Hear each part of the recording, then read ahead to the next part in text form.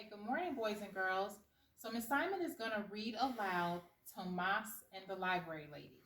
As I'm reading, I want you to think about the importance of reading in Tomas's life.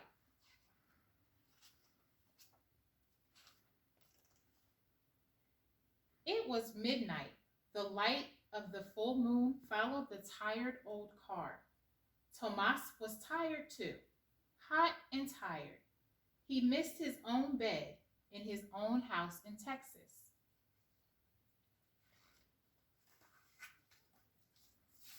Tomas was on his way to Iowa again with his family. His mother and father were farm workers.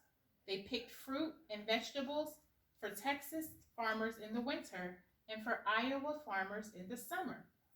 Year after year, they bumped along in their rusty old car. Mama, whispered Tomas, if I had a glass of cold water, I would drink it in large gulps. I would suck the ice. I would pour the last drops of water on my face. Tomas was glad when the car finally stopped. He helped his grandfather, Papa Grande, climb down. Tomas said, Buenos noches, good night, to Papa, Mama, Papa Grande, and to his little brother Enrique. He curled up on the cot in the small house that his family shared with the other workers. Early the next morning, Mama and Papa went out to pick corn in the cornfields, in the green fields.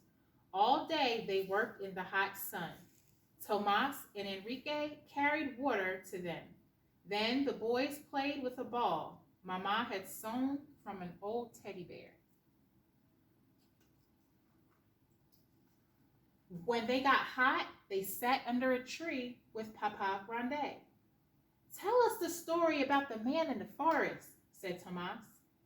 Tomas liked to listen to Papa Grande tell stories in Spanish. Papa Grande was the best storyteller in the family. En un tiempo pasado, Papa Grande began, once upon a time, on a windy night, a man was riding a horse through a forest. The wind was howling, woo, and the leaves were blowing, whish, whish.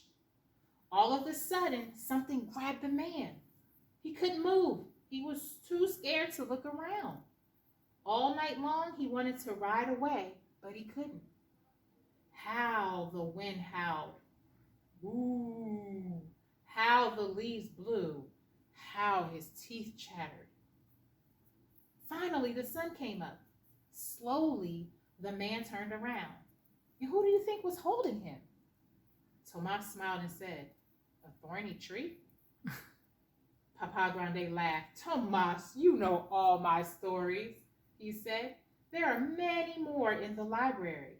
You are big enough to go by yourself. Then you can teach us new stories. The next morning, Tomas walked downtown. He looked at the big library. Its tall windows were like eyes glaring at him. Tomas walked around and around the big building. He saw children coming out carrying books. Slowly, he started climbing up the steps. He counted them to himself in Spanish. Uno, dos, tres, cuatro. His mouth felt full of cotton. Tomas stood in front of the library doors. He pressed his nose against the glass and peeked in. The library was huge. A hand tapped on his shoulder. Tomas jumped. A tall lady looked down at him. It's a hot day, she said. Come inside and have a drink of water. What's your name, she asked. Tomas, he said. Come, Tomas, she said. Inside it was cold. Tomas had never seen so many books.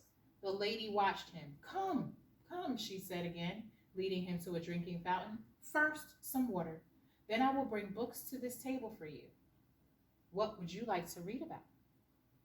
Tigers, dinosaurs, said Tomas. Tomas drank the cold water. He looked at the tall ceiling. He looked at all the books around the room. He watched a lady take some books from the shelves and bring them to the table. This chair is for you, Tomas, she said. Tomas sat down. Then, very carefully, he took a book from the pile and opened it. Tomas saw dinosaurs bending their long necks to lap shiny water. He heard the cries of a wild snake bird. He felt the warm neck of the dinosaur as he held on tight for a ride. Tomas forgot about the library lady. He forgot about Iowa and Texas. So we'll stop there for today, and then we will finish the remainder of the book tomorrow.